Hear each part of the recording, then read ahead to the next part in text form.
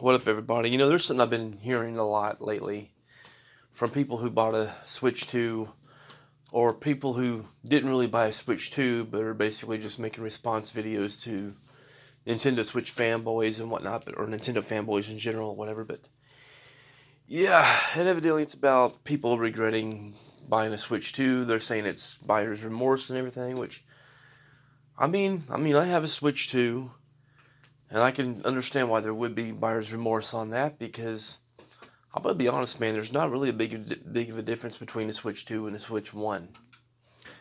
At least with the Switch 2, I can actually use the dock without having to worry about it overheating and warping, like what the Switch 1 would do. So I don't have to worry about that having to get a dock extender or anything like that. You know, the thing is bigger. It has a lot more storage. You know, and yes, it's more than enough storage to work with if you go with the physical route. Just gonna be honest on that. And I mean the actual physical route, not key cards, not digital download codes or anything. So yeah. Um, but yeah.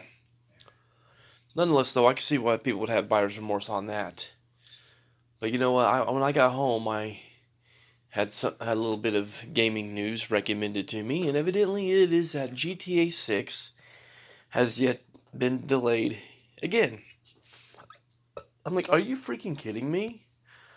I'm like, dude, I have a feeling, and my gut feeling's never been wrong, but my gut feeling's telling me that GTA 6 is liable to get canceled altogether for the PS5 and Series X, or not GTA 5, but GTA 6, and we are more than likely going to have to wait until the PlayStation 6 and whatever the heck Xbox calls their next system, you know. And I'm gonna be honest, if that happens, I'm done. I will never buy another PlayStation system again. I will never buy another Xbox system again. I will be done altogether. Because this is just ridiculous at this point. You know, I got a Series X, for the purpose of GTA 6 eventually coming to that system. Or at least I think it's eventually going to come to it. I'm not so sure at this point, but yeah. But I gotta be honest, I think I might have bought the thing too soon. Actually, I guess I didn't because I bought it before they went back up on the price. When I got it, it was like $500, and they've increased it to what, like 800 or something crazy like that at this point. So yeah, so I did make the right choice by getting it when I did. But at the end of the day, it's like, dude, I wanted to get a current gen system so I'd be ready for GTA 6. And if GTA 6 is not going to happen because of whatever stupid ass reason Rockstar has, then yeah. But what's this got to do with buyer's remorse? Because honestly, I'm starting to regret getting a Series X. I'm just gonna be honest. If I'd known that's how it was gonna be like, if I'd known that GTA 6 was just gonna get delayed until Oblivion the way it does, I would have said heck with it and just stuck with my Xbox One. Which I no longer have my Xbox One. I traded it in. Well, I didn't trade it in to anywhere. I, had it up on the Facebook Marketplace and wasn't having no luck, selling it. So I'm like, you know what? I kind of wonder, maybe I can make a trade with somebody. I seen somebody had two like new Xbox 360s, the latest model. And I'm like, okay, just, for shits and giggles, I wonder if he would trade for an Xbox One. So I messaged him and asked him, and he said, yeah, sure, he would definitely do that. I'm like, oh, okay, cool. So I got three like new, Xbox 360s of the latest model. One of them even came with a Kinect. So, yeah. And I don't regret that at all because there's a lot of games that's not backwards compatible on the Xbox One that can only be played on the 360. So, yeah, which I've already got quite a bit of them, like Lollipop Chainsaw and Turok, for example. So, yeah. But yeah. So far, though, the only game I've gotten for the Xbox Series X that I'm like, oh my gosh, I'm so glad I have a current gen system so I can play that, is Dragon's Dogma 2. You know. Well, no, I take that back. There was another game I got. What was it called? Outcast: A New Beginning. Yeah, Outcast: A New Beginning and Dragon's Dogma 2. That's basically it when it's all said and done. So, yeah.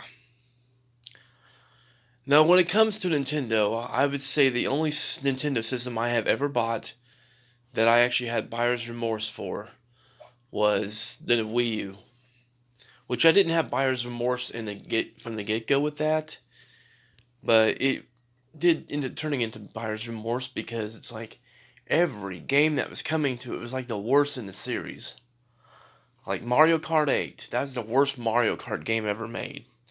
Yes, Mario Kart 8 Deluxe is amazing, but Mario Kart 8 sucked because there was nothing to do in terms of a battle mode. I mean, even Mario Kart World has a better battle mode. So, yeah. Smash Bros. On the Wii U is the worst ever. Like, seriously. Like, I'm just gonna be honest, it was definitely the worst one. I know people are like, oh, Brawl was so floaty. It might have been floaty, but at least it had Subspace Emissary to make up for that. You know, a really good story mode. Yeah. So, yeah. And I can go on with everything that was wrong with each game that came to it. You know. So, yeah. There's a couple of good games that I say is actually worth having a Wii U for, but not very many. So, yeah. But that would be the one Nintendo system I can think of where I actually had buyer's remorse. Now, PlayStation, I pretty much had buyer's remorse with the PS3 and the PS4. Mainly because it's not because of the lineup of games. No, they both had a great lineup of games and everything. But the system itself, the hardware itself, was so freaking faulty it wasn't even funny. Like, I literally had issues with my PS4 when I bought it brand new. You know, they're like day freaking one, I already had issues with it. So, yeah. I've never had buyer's remorse with an Xbox system, I can tell you that much right now. I've only had buyer's remorse one time when it comes to a Nintendo system. I've had buyer's remorse multiple times when it comes to PlayStation. So, I mean, heck, I would even say buyer's remorse a bit when it came to the PS1. I'm like, man, I should have got an N64 instead, like for real. So, yeah. So basically, that's really all to say on the whole matter, but yeah. With the way that it keeps going with GTA and everything, it's like, dude, I'm never getting, I don't care. At this point, I do not care. If it gets delayed so much to the point that it just gets canceled altogether for the PS5 and the Xbox Series X, then I will say hell with it. I will never bother with GTA again. I will never bother with Rockstar again. Like straight up. Like I'm not gonna lie. I'm at the point to where I'm fixing to just go with one company. Because quite frankly, it's too expensive to try to support all three. And sometimes I don't even feel like it's worth trying to support all three anymore, if I'm going to be perfectly honest. So, yeah.